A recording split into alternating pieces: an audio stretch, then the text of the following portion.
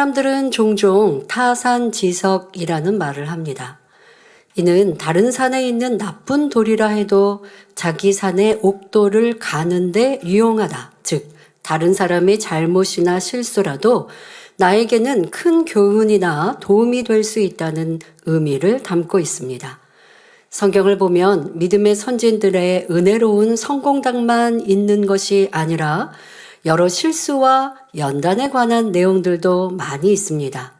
욥기도 마찬가지입니다. 우리는 욥의 연단 과정에서 드러나는 본성의 악과 욥의 새 친구와 엘리후의 모습을 통해 사람의 마음속에 자리한 다양한 악의 모양들과 비질리를 볼 수 있었습니다. 또 사람의 의와 하나님의 의가 어떻게 다른지도 더 구체적으로 알게 되었지요. 이처럼 하나님께서 선진들의 연단 과정을 세세하게 기록해 주신 이유는 그들의 실수를 통해 우리가 교훈을 얻고 같은 잘못을 반복하지 않도록 경계하시기 위함입니다. 그동안 엘리후는 욥을 마음껏 판단 정죄하면서 욥 자신의 악으로 인해 심판을 면할 길이 없다는 결론까지 내렸습니다. 그렇지만 이렇게 대화를 끝내는 것은 슬픈 일이기 때문에 이제 좋은 말로 마무리하려고 합니다. 욥기 36장 22절 23절에 하나님은 그 권능으로 큰 일을 행하시나니 누가 그같이 교훈을 베풀겠느냐? 누가 그를 위하여 그의 길을 정하였느냐? 누가 말하기를 주께서 불의를 행하셨나이다 할 수 있으랴 합니다. 엘리후의 말대로 하나님께서는 권능으로 큰 일을 행하시는 분임을 저와 여러분은 잘 알고 있습니다. 성경을 보면 하나님께서는 인간의 힘과 능력으로는 할 수 없는 수많은 기사와 표적, 놀라운 권능을 베푸심으로 살아 역사하시는 하나님임을 스스로 증거하셨습니다. 이처럼 하나님께서는 큰 일을 행하시는 분임을 엘리후도 알기 때문에 본문에서 욥에게 다음과 같이 질문을 하고 있습니다. 하나님은 권능으로 큰 일을 행하시는 분인데 과연 누가 하나님같이 교훈을 베풀 수 있겠습니까? 선과 공의의 하나님이 그분의 뜻 가운데 정하시고 그 길을 이루어 가시는데 누가 감히 주께서 불의를 행하셨다고 말할 수 있겠습니까? 설명하는 것입니다. 그동안 욥이 하나님께 항의하며 하나님을 불의하다고 누누이 말해왔기 때문에 창조주 하나님의 권능과 의로우심을 욥에게 상기시키는 것이지요.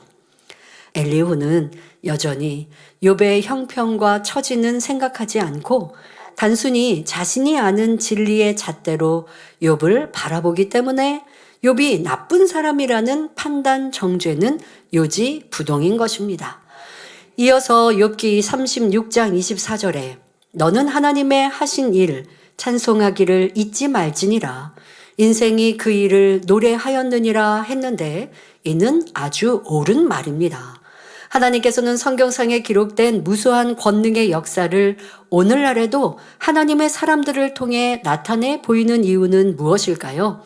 이는 하나님께서 크고 영화로우신 분이며 영광받기에 합당하신 창조주, 만물의 주제이심을 온 세계에 선포하기 위함입니다.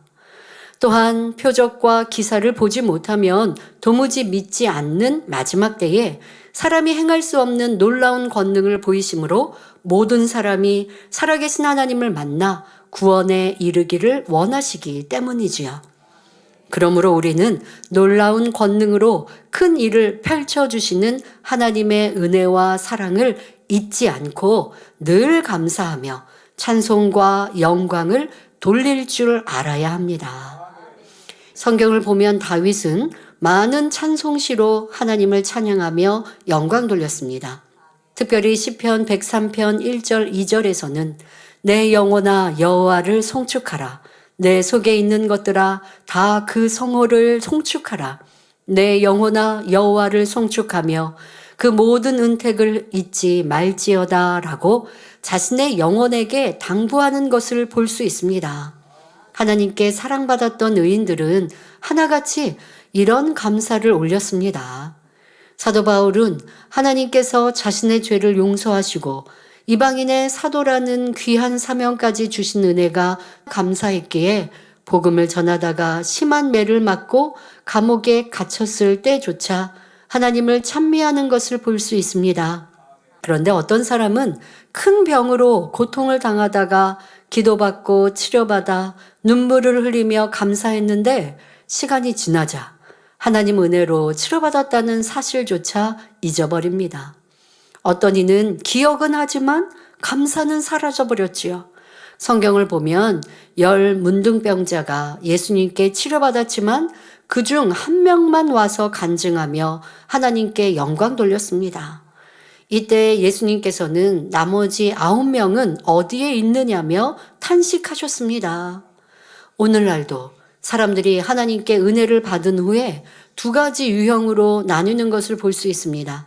첫 번째 유형은 은혜를 주신 하나님께 감사할 뿐만 아니라 열심히 전도하면서 자신이 받은 은혜를 널리 알리며 하나님께 영광을 돌리는 사람들입니다.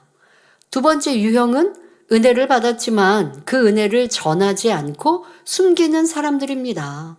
하나님께서 어떤 사람을 더 기뻐하시겠습니까? 하나님의 자녀된 우리는 받은 은혜를 혼자만 간직하지 말고 다른 사람들과 나누고 하나님께 영광을 돌리며 듣는 이들에게 믿음을 심어줄 수 있어야 합니다. 우리가 은혜를 마음에 새기며 감사의 조건을 찾아 늘 감사의 향을 올려드릴 때 하나님께서는 더욱 감사의 조건이 넘치도록 역사해 주십니다. 그런데 많은 사람이 슬픈 일, 상처받은 일, 부정적인 감정 등 비진리에 속한 일들은 두고두고 기억하며 곱씹는 것을 볼 수 있습니다. 반면 은혜나 감사의 조건은 쉽게 잊어버리면서 말입니다. 왜 그런 것일까요? 그 마음이 악하기 때문에 선한 일은 빨리 잊고 악한 일은 마음속에 간직하여 계속 되새김질하는 것입니다. 선한 사람은 진리가 아닌 것, 부정적인 감정들은 신속히 잊어버리고 선한 것만 기억하려고 합니다. 그러므로 예전에 슬프고 괴로웠던 일들은 신속히 잊어버리고 하나님으로부터 받았던 은혜와 감사의 조건들을 늘 묵상하고 명심하시기 바랍니다. 그래야 천성을 향해 가볍게 빨리 올라갈 수 있지요.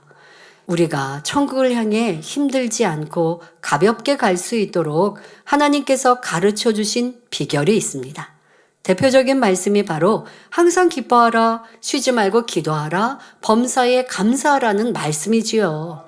이런 사람은 그 은혜가 마음에 새겨져서 항상 감사함으로 기도하니 어떤 문제가 생겼을 때 하나님께서 지혜를 주셔서 신속히 해결할 수 있게 해 주십니다.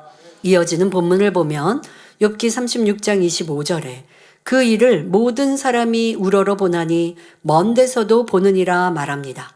이는 하나님께서 권능으로 하시는 일이 매우 크므로 먼 데 있는 사람들도 그 일을 보게 된다는 말입니다. 하나님을 믿는 자녀들이라면 하나님의 놀라운 역사를 보거나 들으면 같이 하나님을 우러러 보며 찬송과 영광을 돌리는 것입니다. 이어서 욥기 36장 26절에 하나님은 크시니 우리가 그를 알 수 없고 그 연수를 계산할 수 없느니라 말합니다. 하나님은 너무나 크고 위대하신 분이므로 우리가 그분의 마음을 알 수도 없고 측량할 수 없다는 것을 설명하고 있습니다. 여기서 엘리후가 욥에게 전하고 싶은 메시지는 무엇일까요? 욥이여, 창조주 하나님은 피조물인 우리가 그 마음을 알 수도 없고 측량할 수도 없는 분이십니다. 그러니 비록 하나님이 당신을 치셨다 해도 그분의 마음이 어떻게 작정하고 계시는지는 알 수 없는 일입니다. 당신을 지금이라도 치료할 수 있고 온전하게 하실 수 있으니 불쌍한 욥이여 회개하고 돌이키십시오. 이렇게 말하고 있는 것입니다. 자, 지금은 우리가 하나님은 어떠한 분이신지 성경에 기록된 것을 통하여서 하나님에 대하여서 정의를 내리고 또 잠깐 설명하도록 하겠습니다. 먼저 창세기 1장 1절의 말씀대로 하나님은 천지 만물을 지으신 창조주이십니다. 다음으로 출애굽기 3장 14절 말씀대로 하나님은 스스로 계신 분입니다. 모세가 이스라엘 백성들을 출애굽시킬 때 그들에게 자신을 소개하기 위해 어떻게 해야 하는지 하나님께 여쭈었습니다. 이스라엘 자손들에게 너희 조상의 하나님이 나를 너희에게 보내셨다라고 말하면 그들이 그럼 너를 보내신 그분의 이름이 무엇이냐? 라고 질문할 터인데 무엇이라고 대답해야 하느냐 하는 것이지요. 그때 하나님의 답변은 바로 나는 스스로 있는 자라는 것이었습니다. 또한 요한계시록 22장 13절에 나와 있듯이 하나님은 알파와 오메가요, 처음과 나중이요, 시작과 끝이 되시는 분입니다. 알파와 오메가는 그리스어 알파벳의 첫 글자와 끝 글자로 모든 지식과 문명의 시작과 끝을 상징합니다. 다음으로 처음과 나중이란 인간 구원을 위해 부활의 첫 열매가 되시고 공중 강림을 통해 구속 사업을 마무리하시는 성자 하나님을 의미합니다. 그리고 시작과 끝이란 인간 경작의 시작과 끝을 감당하시는 성령 하나님을 뜻하지요. 이 외에도 성경에는 하나님이 어떤 분이신지 잘 나와 있습니다. 창세기 17장 1절을 보면 하나님께서 친히 나는 전능한 하나님이라 말씀하신 대로 하나님께서는 모든 것을 아시며 무엇이나 할 수 있는 분이십니다. 또한 하나님은 성경의 저자가 되십니다. 이 외에도 성경을 보면 하나님이 어떤 분이신지 매우 다양한 표현으로 알려주고 계십니다. 신명기 32장 4절에 그는 반석이시니 그 공덕이 완전하고 그 모든 길이 공평하며 진실 무망하신 하나님이시니 공의로우시고 정직하시도다 했고 시편 곳곳에 하나님은 우리를 지키시는 자라 말씀합니다. 또한 요한일서 1장 5절의 말씀대로 하나님은 어둠이 조금도 없는 빛이시며 요한일서 4장 16절의 말씀대로 하나님은 사랑이시며 마가복음 10장 18절에는 선 자체이시라 고백하시며 이사야 33장 22절 말씀대로 우리의 재판장이시며 히브리서 12장 23절에는 만민의 심판자가 되신다 기록되어 있습니다. 또 하나님은 온전하고 거룩하심으로 우리에게도 온전함과 거룩함을 이루길 원하십니다. 그래서 하나님의 형상을 온전히 닮아 하나님의 깊은 마음까지 헤아림으로 마음 중심에서 우러나오는 사랑을 나눌 수 있는 참 자녀를 얻기 위해 우리를 이 땅에 경작하고 계시지요. 자, 그러나 이는 영원전부터 영원후까지 계시는 광대하신 하나님의 지극히 작은 일부분일 뿐입니다. 또 이러한 말씀의 지식이 많다고 해서 하나님을 깊이 아는 것 또한 아닙니다. 우리가 얼마나 영적인 믿음을 소유했느냐에 따라 하나님을 아는 깊이가 달라지지요. 하나님을 지식적으로 아는 것과 마음으로 아는 것은 전혀 다릅니다.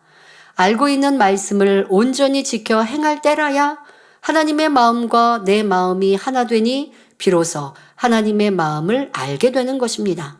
우리가 사모하는 가장 아름다운 천국 새 예루살렘에 들어가려면 사랑의 깊은 차원까지 이루어야 합니다. 그 사랑을 이루는 것이 하나님을 온전히 닮은 참 자녀가 되는 길이며 하나님의 마음을 알아 참 사랑을 주고받을 수 있는 길입니다. 또한 이는 바로 하나님께서 우리를 이 땅에 경작하시는 목적을 이루어드리는 길이지요. 에베소서 3장 18절 19절에 능히 모든 성도와 함께 그 지식에 넘치는 그리스도의 사랑을 알아 그 넓이와 길이와 높이와 깊이가 어떠함을 깨달아 하나님의 모든 충만하신 것으로 너희에게 충만하게 하시기를 구하노라 말씀하셨습니다. 그러므로 여러분 모두가 하나님의 은혜와 주님의 사랑을 깊이 깨달아 하나님의 모든 충만하신 것으로 여러분의 삶이 가득 채워지기를 주님의 이름으로 축원합니다.